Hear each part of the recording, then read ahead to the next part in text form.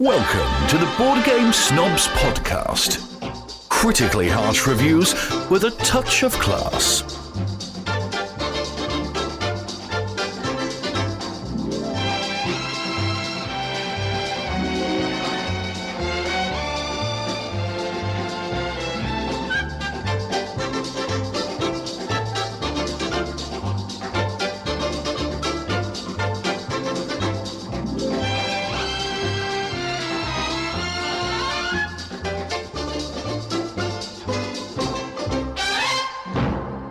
And go. Boy, you're starting off fast on this one. I wasn't even ready to the Board Game Snobs podcast. This is the seems like we should come in hard on this one. It's hard to come in hot and heavy when you're not in the same room. Yeah, it's a whole different feel. You can't see my face. I can't see yours. I can see your face through Skype, but I mean, it's not helpful. I can't feel your energy. Oh, that's right. You can see. I can't see your face though. Well, I can't help it. But either way, it's low. Well, it's a whole different ballgame. Low energy. It's a low energy podcast. We'll come at you NPR style this episode. This is the late night episode. You should release this at midnight. You've got a nice vocal fry going on. I've got the fries turned up to 11. It's Matthew McConaughey. He's got a serious vocal fry. Does he? Y'all never did define what a fry is. Well, when we were talking about that, it's the whole where your voice. You berated me when I asked. Your voice is so relaxed, you just end up talking like this, which is Matthew McConaughey through and through. I don't know if that's exactly what it is. I'd never heard that term until... That's what speech language therapist Tyler Young said. And he didn't say that. He just said it was a vocal fry, and then you started saying that's what it is. He never defined it. He did. He did an example. And then when I imitated Kim Kardashian, he said exactly. So, but those Valley girls all don't have vocal fries? I don't know. It's a whole... I don't know. I don't like any of it. Okay. Well, let's just... This is what happens when we have controversial guests on. I don't like it. We got to stop having experts come on our show. No, who needs experts? We need to stick with the bums we get off the street like Dan Hughes and... Just get those guys to come on. It's more fun just to guess about things anyway. What's vocal fries? I don't know. I like to assume. I know everybody is against assumptions, but I love assumptions. I think assumptions, I like jumping to conclusions, assumptions, and reinforcing my own thoughts, my own cognitive dissonance. That's the way to be. I don't know why everybody's against that.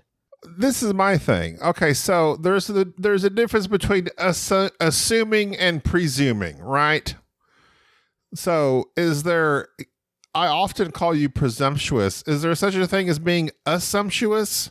I know I'm sumptuous. You are sumptuous. But I mean, if you're presumptuous, if there's presumption and assumption, presume, assume, and the presume is you make a conclusion, you jump to a conclusion based on previous knowledge. Assume is like you just kind of pull it out of thin air.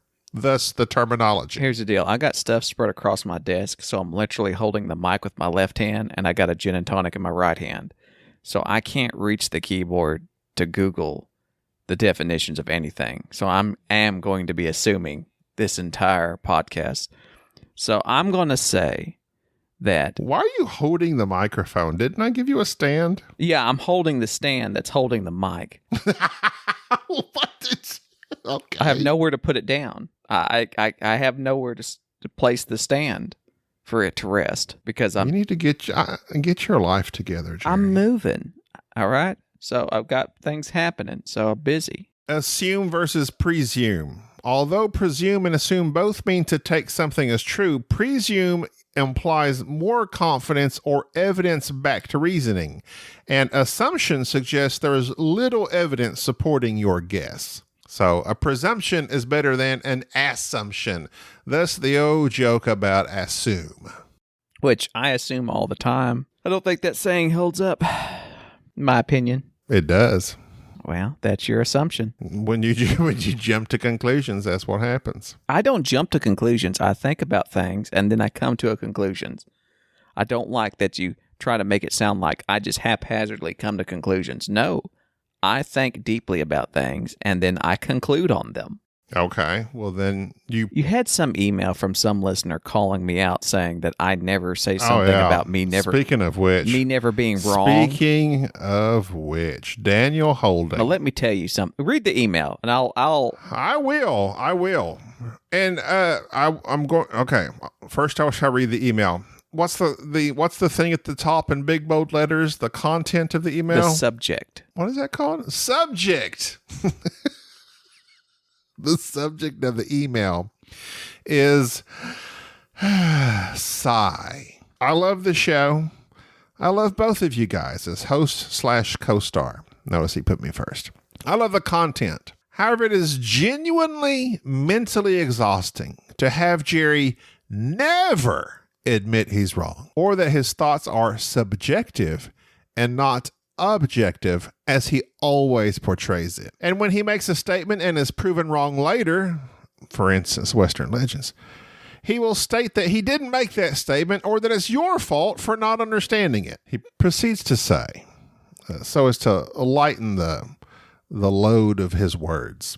I actually relate to Jerry a lot. I've never been tested, but a lot of the symptoms of being neurodivergent that he talks about apply to me. So I understand that it's just how he is. And if he never changes, that's fine. You'll never hear from me about this again. Just needed to get it off my chest. So the reason he wrote this is in parentheses. His parenthetical statement, I don't get to say that a whole lot. I use BGG every day. I'm used to it now, but it is not user-friendly. Took me a while to get used to, and you can find many people saying the same. So that's Dan, the board game man, Holding. So we had a discussion about BGG not being user-friendly, and you said it was. You missed the last part where it says... Which part? Always humble thoughts from a Kiwi. So he's from New Zealand. So that right there should just... I want that... completely discounted? Yeah, so here's why. So everybody... No thoughts from the Kiwi. Well, no, I'm just saying... I'm not, everybody who knows me knows I'm not big in New Zealand. There's a strong anti-Jerry movement in that area. Don't know why. I'm big in Australia. But the Kiwis, they don't like me. So right there, Dan is biased. And even still, just him saying that in his opinion it's not user-friendly, that doesn't prove anything. It's subjective. He's giving his own subjective thoughts. As is yours. But but I did respond with an email about a discussion we actually had on this subject. And I know you remember because you have a sharp mind. I do. About a discussion you had with your wife and in regards to you and her and also me about the fact that when you think you're right, you think you're right. And even when you're proven wrong, you don't give... you just immediately switch to when someone proves something that is the other way and you acknowledge it and you're like, oh yeah, so now I'm on this side. And you're like, I'm still right because I suddenly switched sides and now I'm still right in my own mind. But you never actually say the words, I was wrong. Yes, I am the Benedict Arnold of thought processes. So as soon as I figure out, oh, dear God, I'm on the wrong side, I just immediately take off one uniform, put on the other, and then I just act like I was always here. I was here the whole time. I adopt your viewpoint. I've always thought BGG was not user-friendly. I guarantee if you wait a few weeks after I get done messing with BGG more, there'll probably be an episode where I'm ranting about how horrible the interface is. And when you try to bring it up to shame me about how I said it was user-friendly, I'll be like, well, I'm on your side now. Why are you bringing this up? Why are you angry? And that's what your wife was saying, is that it's frustrating when like you don't acknowledge it. I'm like, but you were wrong. And you're like, but now I'm right. But I know, but you were wrong. I know, but here's the thing. I know it's difficult for closed-minded people to understand how open-minded I truly am. There you go.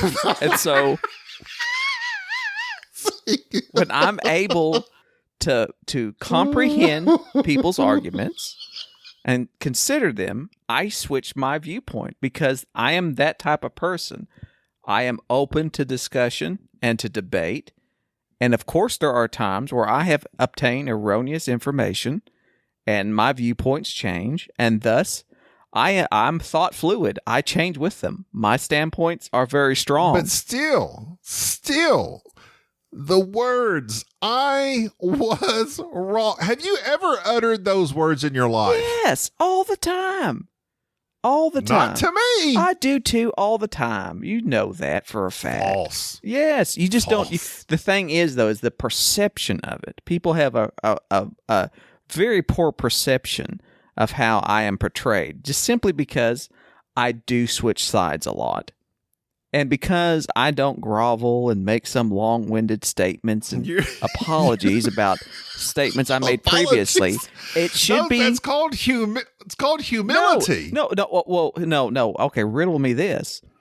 How is it not a sign of humility that I am willing to completely switch sides and then be defending or attacking on the person that I was just defending and attacking? It's implied by that I'm wrong. That's not how it works for the neurotypical. That's not how it works. Well, I'm sorry that's not how. You know what it is? And and that may be the fault of the neuro. You know what? Why am I going to apologize? See, yes, I should just be glad that, yes, I like you that part. you're I wrong. like that part where you said fault. It was your fault.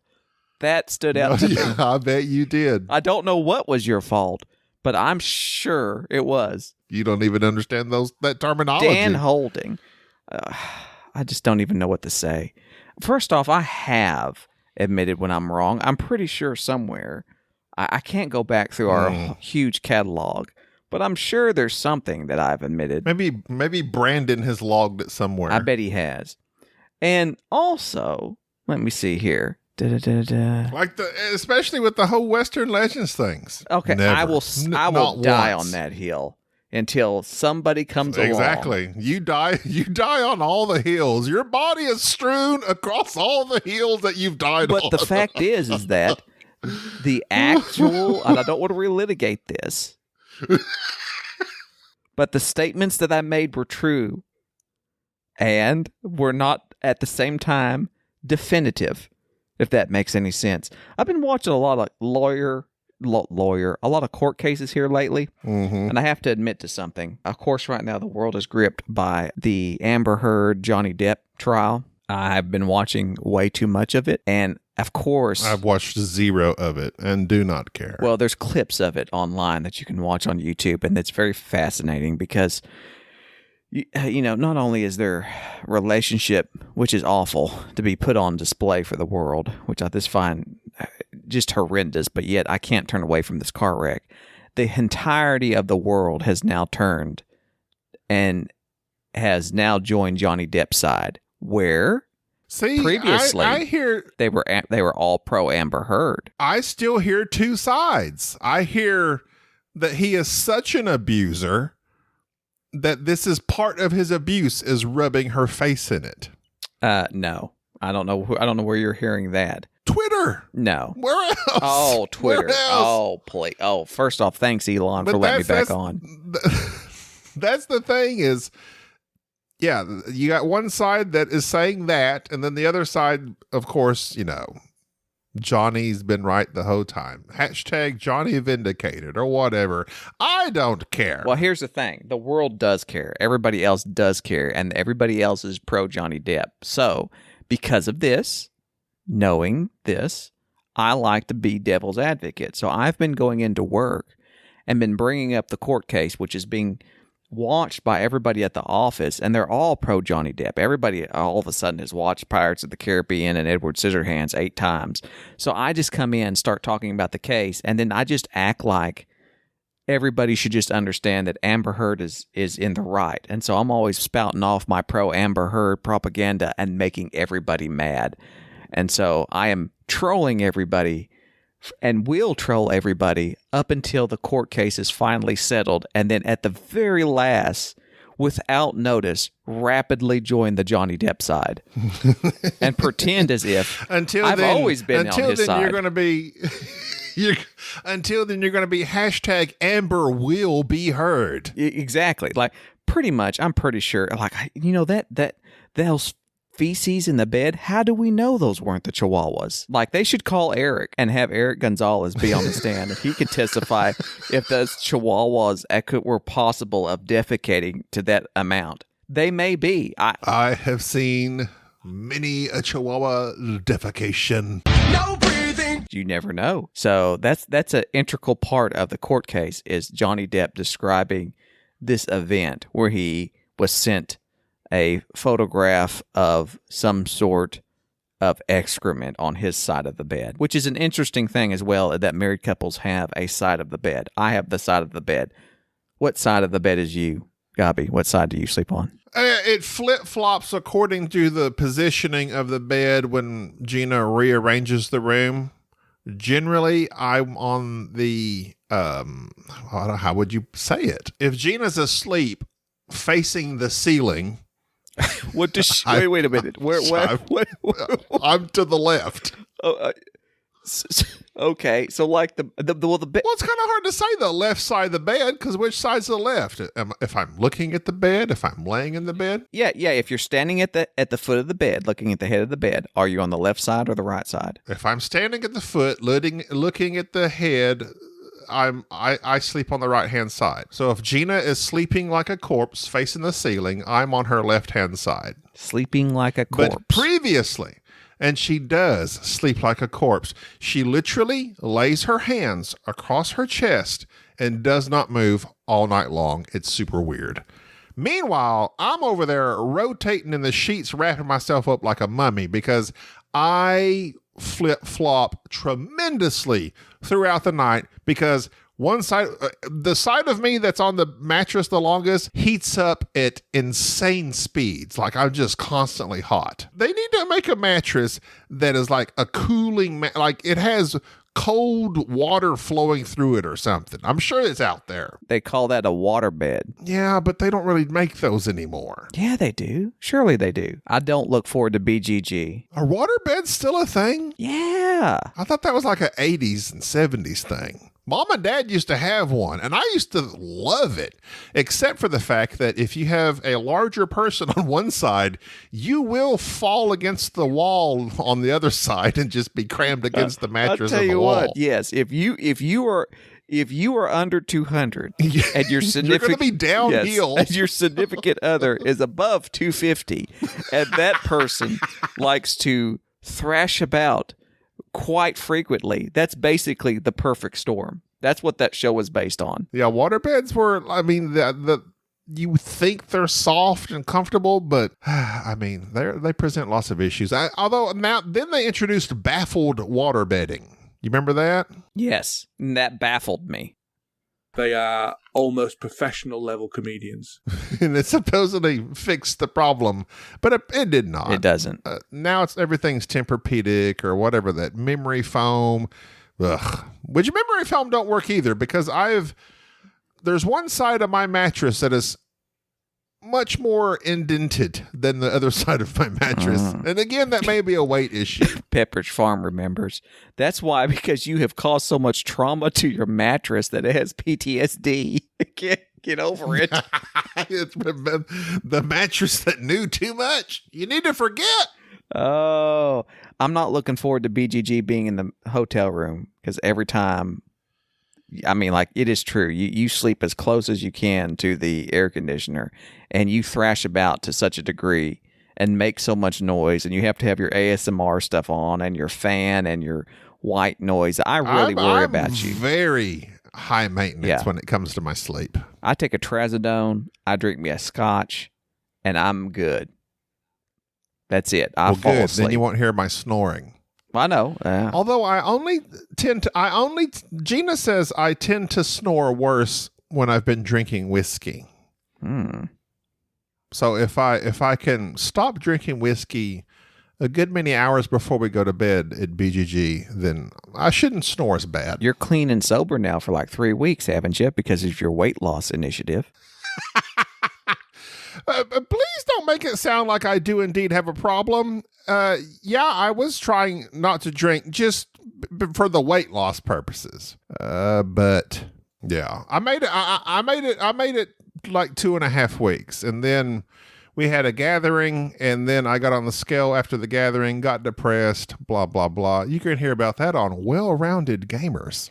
I was going to bring that up. Number one, the well-rounded gamers is a name I can't. Well, not whale.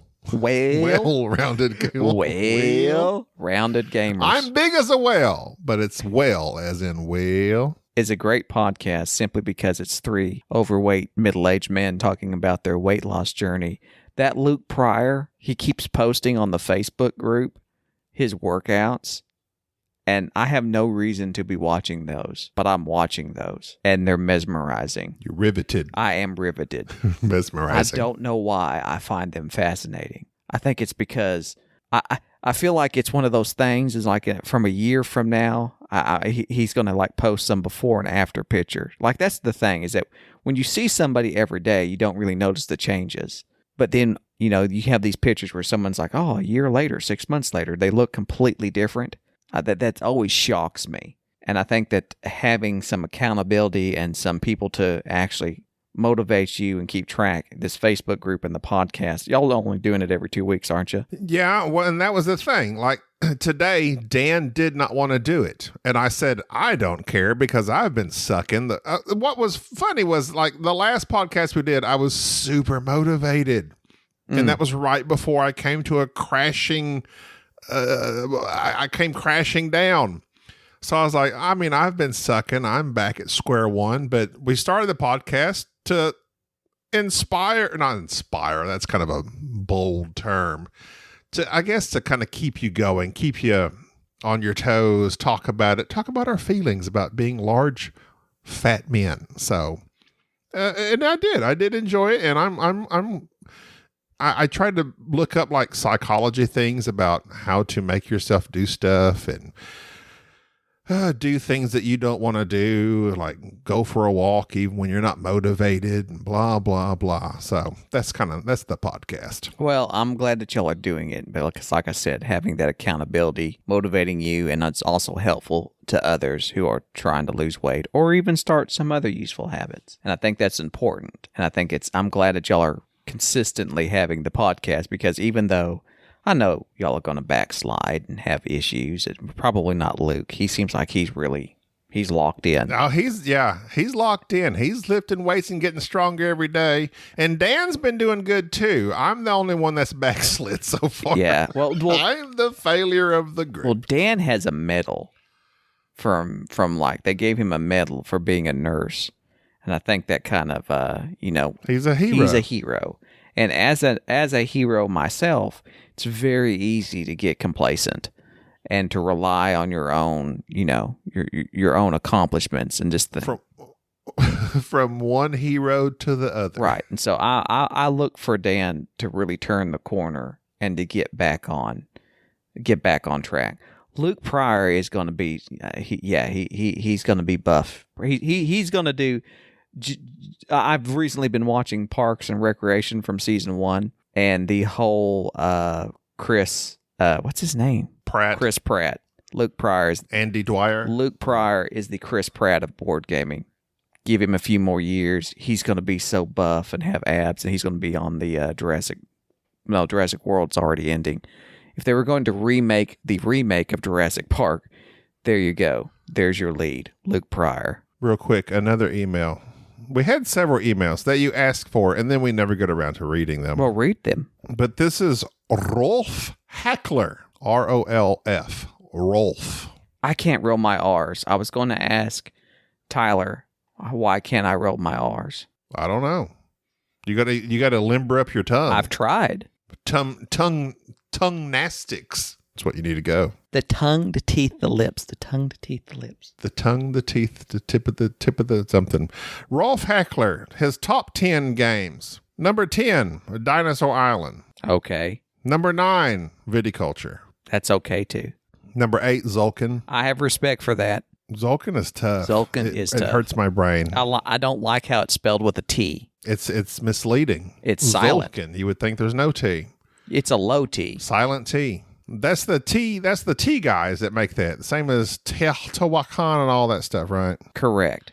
I think it's in that. Number 7, Underwater Cities.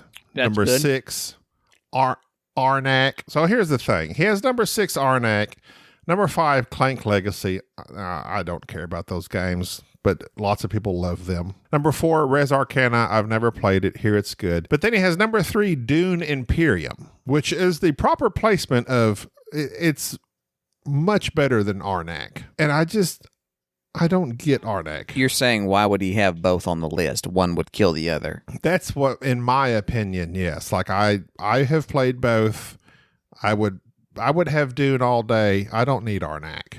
Well, he has Feast for Odin number 2, but Terraforming Mars is his number 1. And I find it interesting that he would like Terraforming Mars, but also have Underwater Cities on his list. That's true, too. And it should be the other way around. Underwater Cities should be higher than Mars. Terraforming Mars came on the Epic Game Store for free. And so, of course, since it was free and I'm cheap, I got it. And I've been playing Terraforming Mars solo on my PC, and I must say that my thoughts of it have not changed. It is still quite frustrating. I have one more solo on it, of course, because I play it. It's easy to boot up and 10 minutes, 15 minutes, crank out a solo game. But it's still very, very finicky in terms of I don't think you could win every single game simply because the cards that come out are so random. And they're not staged, and that's always been my problem, and what I've always griped about with Terraforming Mars, and why I don't see why people can't recognize that, and then turn around and immediately see that Underwater Cities does something very similar, and does it much better. And that's why we're leery of this hotness Arc Nova that has the same issue, according to some. I'm also very leery of Rolf Hackler. That name sounds made up. Rolf Hackler. Rolf is a good name, though. That's like Viking sounding. This Rolf Hackler plays board games at midnight because he spends his days as a private detective, like smoking Marlboros and beating up people for leads. That name just implies it. Rolf Hackler has a very bushy mustache. He's been divorced at least twice. There is a 44 Magnum revolver somewhere in his underwear drawer. That name just implies it. And I'm going to be very disappointed if Rolf Hackler sends us an email back and is like, no, I'm 22 and I work at Chick-fil-A. Or I'm an accountant at I'm an accountant. It's like, no, Rolf. Dunder Mifflin. Yeah, Rolf, your name implies that you must be interesting. Your top 10 is suspect. I do appreciate that Rolf did not include anything in his email, but just numbers and names of games. And his content line was just top 10. I'm not calling it a subject line anymore. I'm calling it a content line. I like that better. It's straight to the point type of person. He shoots straight. He's a straight shooter. Rolf Hackler is the type of person that makes me, he is. I think Rolf and I would get along, even though his games. I think he wakes up every morning. Drinks a cup of coffee with a cigarette, and then for lunch eats a sandwich on the go as he's going through his case files. He doesn't eat turkey bacon. No, he ain't worried about that, and he's lucky if he gets dinner. His dinner is ramen noodles and wild turkey. Yeah. Now, why would he? Okay, so why is he? Oh, wild turkey. I was about to say, why would he eat turkey bacon, but he's going to eat wild turkey? You're talking about whiskey. That's right. As he takes a Vicodin and complains to his neighbor about his sciatica. And he's saying, I'm getting too old for this. Yes. We have talked a lot about Rolf. We've made a lot of assumptions about Rolf. I assume that Rolf, yes, I want to know more about Rolf. Rolf, if you have a Tinder profile or something that you could... Rolf doesn't have a Tinder profile. If he's got something he could send to us so that we know more about Rolf... Is he not in our Facebook group? I don't know. I don't think so. I think he is. I'm going to... we'll have to check it out. I'm going to stalk him. I'll get on one of these sites that you look people up, see if they've got parking tickets. My name's Rolf Hackler. Next email, please. Jesse Jones, not Jesse James. Jesse Jones. Now, this is Jesse. He spells it J-H. Jesse. I like that. It does make you think. No, how dare you? You were just complaining about names with letters in them that are unnecessary. I was, but this Jehesi, is that how you say it? I really like that. Jehesi. Here you go. Here you go. I'm switching sides. I did not realize that the JH was a thing. If this is really how he spells his, if this is really how the name is spelled, I really like this. Just like Jesse James. He says you solicited a top 10 board game list, so here it is. Number 10, Innovation. Number 9, Zolkin, yet again. Number 8, The Red Cathedral. That's a good one. Number 7, another good one. COTBS. City of the Big Shoulders. By Raymond Chandler III. I had the privilege of meeting Mr. Raymond Chandler III at a previous BGG. He is a very friendly individual. He had made his first game, which was like a very light card game, before he made City of the Big Shoulders, and then right out of the box decided to make basically an 18xx style heavy economy game, and did an excellent job and a great implementation on BGA, Board Game Arena. But go ahead, I'm sorry. Number 6, High Society. Love High Society. Number 5, a game I've never heard of in my life, Tokyo Metro. Yeah, I've been wanting to play this, actually. It's one of those similar to if this is the one that I recall, it's very similar to Mini Metro, which is a PC game where you're connecting cities and everything. But yeah, it's one that I'm familiar with a little bit. Number 4, Oath. We played Oath. We never did really podcast about it. We really didn't get into Oath. It is a interesting style of game, but boy, it's finicky, and I think it only applies, only certain groups of people are going to like it. But the people who like Co-Whirly really like Oath. So if you're a Co-Whirly fan, like PAX Premier, and well, I like PAX Premier, but we were playing this game, and I was just like, I don't know, it just didn't click for me. It's PAX Premier in terms of like having a legacy style campaign where you're going to have the same players play the same game over and over and over, and so that's really not us, and I think that's what held it back. But I mean, everybody who praises Oath, I really don't have any comment about it, simply because of the fact that I feel like it's a game that, even though I don't like it, I'm humble enough to admit that I know that it's still a good game, and other people will like it. Go ahead. You are the epitome of humility. I appreciate that. Number 3, Concordia. And, Jehesi may be the one that told us we need to start saying the year of games. Somebody has told us that. That's a lot of work. But he has put them along here. Concordia is 2013 by Matt Gertz. Yeah. Number 2, The Estates, 2018. I really didn't like The Estates. We did not like The Estates. I played it with you. I played it with Mike and Crystal, and I felt the same about it both times. It's not a... Was it a bidding? It's a bidding game. A negotiation? I forget. I know our first game of it like really went off the rails because the money is fixed and you kind of know how much money everybody has, and there's this, there's some really finicky aspects of it. It's very Reiner Knizia-esque in that way, but to me, the little twists that it has is not that great. But yeah, I didn't care for The Estates. No, it's subpar in my opinion, but that's just me. Age of Steam, number 1, 2002, Martin Wallace. Now, the Age of Steam is another one I'd like to play again. I remember playing it and thinking I would like this if I got to play it more. But yeah, Age of Steam is on a lot of people's lists. Jesse, this is a decent list. I like the little water towers in Age of Steam. No. You're thinking of Railways of the World. Oh. Yeah. Yeah, Railways of the World. I've never played Age of Steam then. No, you haven't. Railways of the World is Dan Hughes' favorite game previously. I don't know if it still is. It's probably Cora Quest by now. Which sadly, I have not. I'm the only one that has played Cora Quest with my children.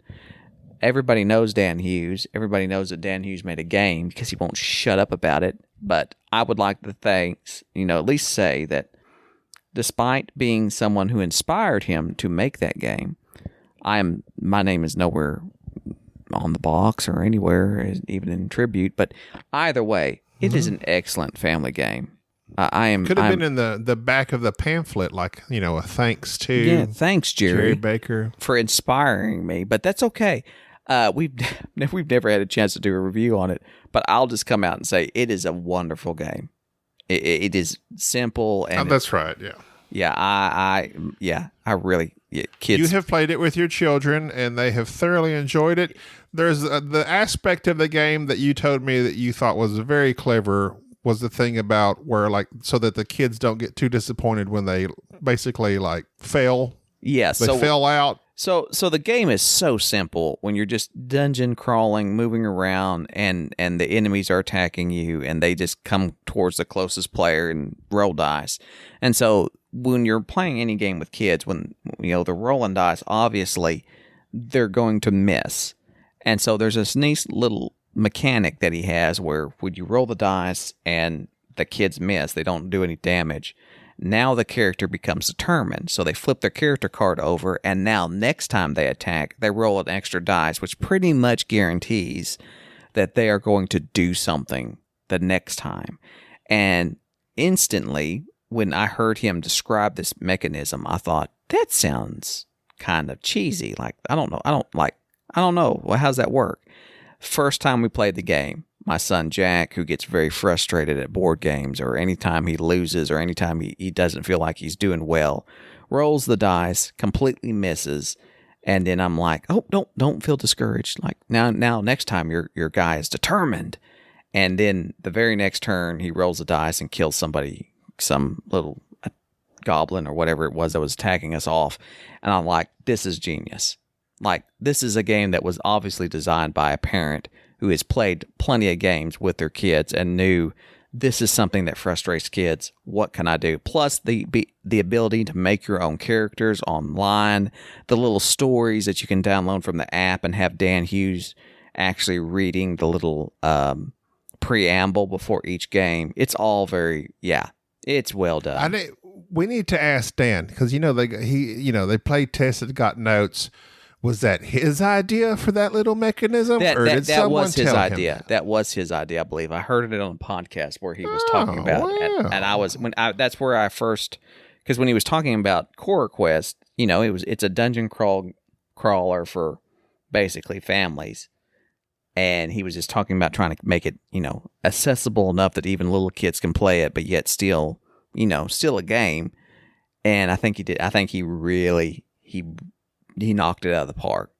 It is, quite frankly, if it was picked up by a big name publisher, this would be like if this was a Haba game or a Elo game, this would be like, I could see Cora Quest being like in Target or Walmart and being one of those games that every kid has played growing up. Like, it's that level. It's that good. And I have drank a lot of gin. And normally I don't give out. I would not compliment. High praise. I would not give out compliments to Dan Hughes of this level, and he doesn't listen to the podcast.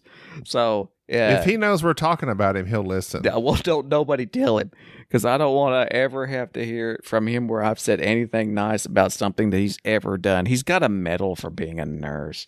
I mean, come on. Oh, my God. I didn't even know they had nurses in England. How presumptuous. I know. I fought COVID, and they gave me a T-shirt. I don't need a medal. I know that I'm awesome. Go ahead. Does it next? Say I fought COVID and all I got was this lousy T-shirt? It actually, it does actually say this, just that. You nailed it. No, it doesn't. Yes, it does. I'll wear it so you'll see it. I remember Ben Maddish giving me a fit over the one I wore when we did the podcast with him. Healthcare hero. Yeah, it just says it across the front. It's like, well, it gives me discounts. Of course I'm going to wear it. I get 10% off at Whataburger. All right. Well, we're getting along on this podcast. We are coming up on BGG Spring. It will be this week of this that this is published. We have several people from several listeners that we are to meet up with, and I hope that we're able to do so. And I hope we have a good time. And I hope they're not horribly, horribly disappointed upon meeting us. That's what I'm always afraid of. Yeah. I won't talk to you. I'll be scared. I won't talk. I'll be just like when I was a child and I would hide behind my mother.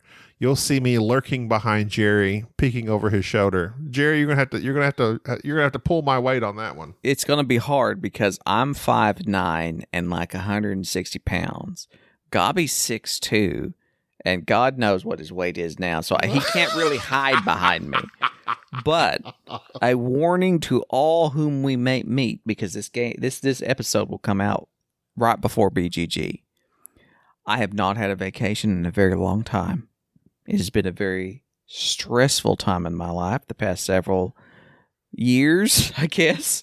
Not just the pandemic, but the past few weeks. So at BGG, I tend to let loose just a tad. So it may be that you see me ambling about, I don't know, 7:30 in the morning on my way to the BGG library. And you might think, hey, there's Jerry. So just bear in mind that you may have an experience because I'm there to relax. So I will be very relaxed. Drew Horsley. Horsley. I wonder if he has he's really hoarse in his voice. Hey, I'm Drew. He says he's going to be there, so we look forward to him. We got Eric and Lindsay. We got a bunch of people that are going to be there. And so... We have several. It'll be nice, hopefully. Oh, Eric Batan, who I thought you made up. I am so happy that he wrote in.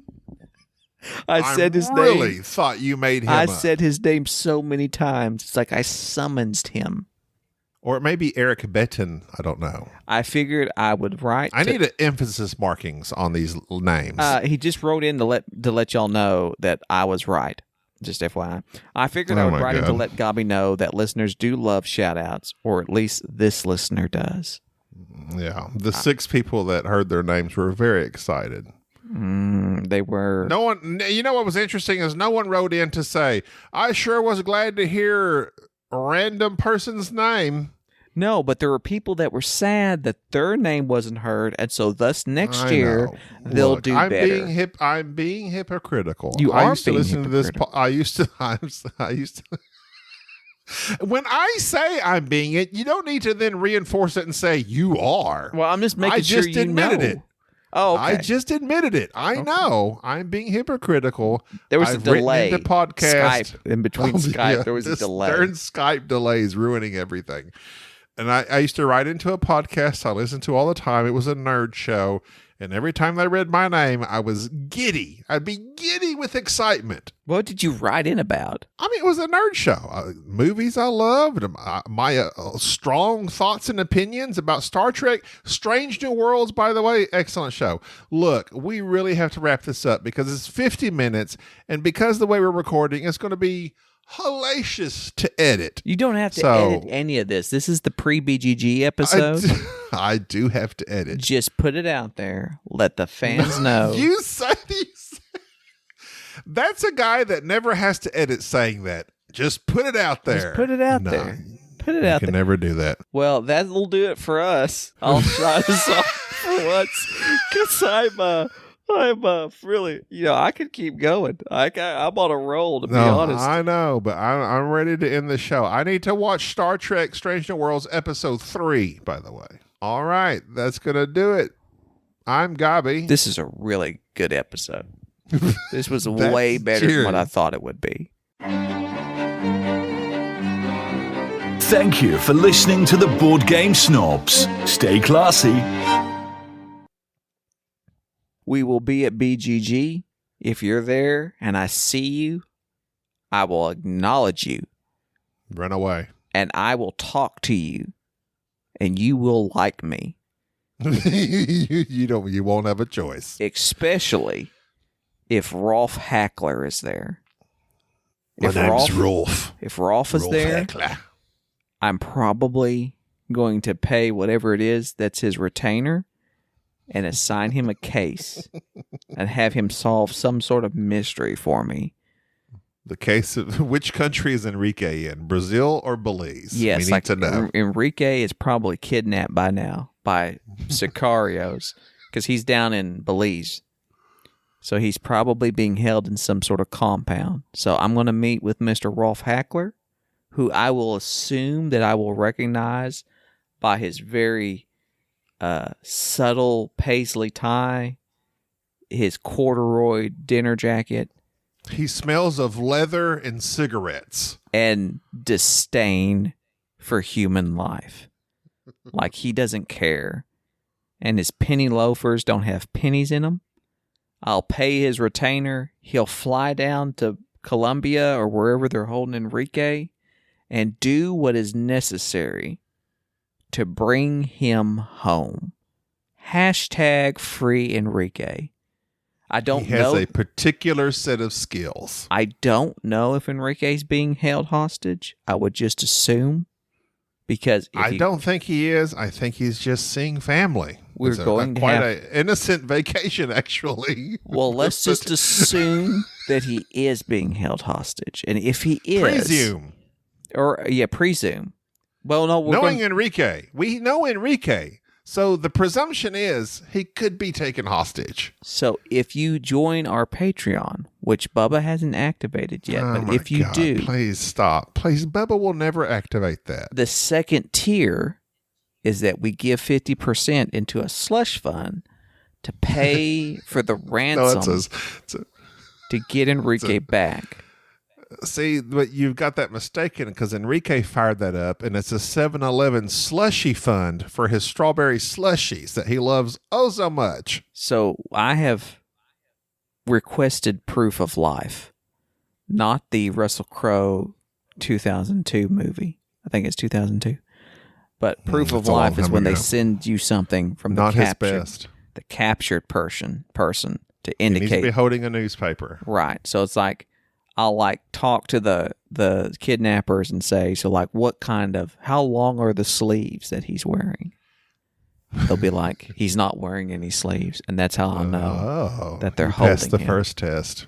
They passed the first test. And I'll be like, how many kidneys does he have? And then they'll get off the phone. They're like, why would they get off the phone when you ask that question? Well, they have to go confer with Enrique because they got to. So it's like give they us got a minute. So They like, fire up do they have an X-ray machine no, or an MRI? They sonogram because there's obviously Sonogram. Yeah. Oh yeah, that makes more sense. There's obviously Colombian sonographers down there, and they're and so they're like, this guy's only got one horseshoe kidney. He's got one large kidney in the shape of a horseshoe. And I'll be like, look, that is indeed our producer. And we will pay whatever it takes. Whatever our Patreon users can scrap together, we will pay that. And so far, it's probably about $350. So what's your Venmo? And we'll send it to you, and then you just let him go. And then the phone will go dead. And then 6 months later, Enrique will just show back up at your house and act like nothing happened. And we'll never know the story of how he escaped from Colombian sicarios and made his way across the border. He'll be unaware he was even kidnapped. Yes, he'll think that he was on a cruise. Not locked in a container. What do they call that when you go that he was on when you go on a cruise and you go on these little vacations from the cruise, they call those something. Like he decided to go whitewater after excursion. He's going to think that was quite the excursion. I was eating my chicky nug-nugs. Next thing I know, I'm in a container. They're putting putting some cold jelly on my belly. And the container was full of a white powder. He doesn't know that was to find his kidneys. I think it was sugar. The powder. Yeah, he thinks the powder was sugar. Now he's addicted. Can't get off the stuff. And has to go to rehab. Just before they started cutting off body parts, in comes through the door Rolf Hackler, guns blazing, and rescued our dear Enrique and we were able to keep that Patreon money and get us a new mixer and a laptop. I know, I've already got that. Or It will reimburse me for my reimburse mixer. him for the mixer.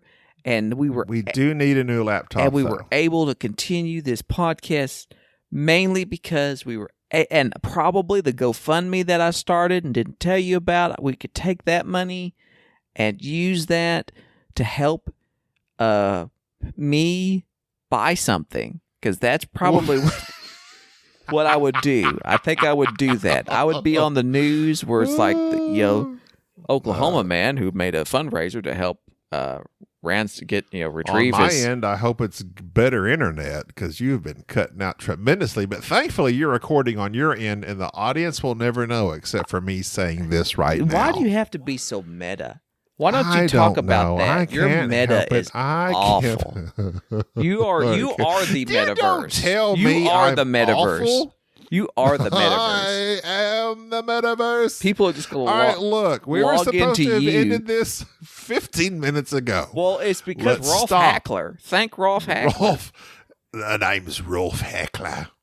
If you've got to have like a gritty Australian, like I'm pulling this knife out and stabbing an alligator in the throat, and then I will skin him and make him into boots on the spot type of personality. Rolf Hackler's Burt Macklin's partner, ex-partner.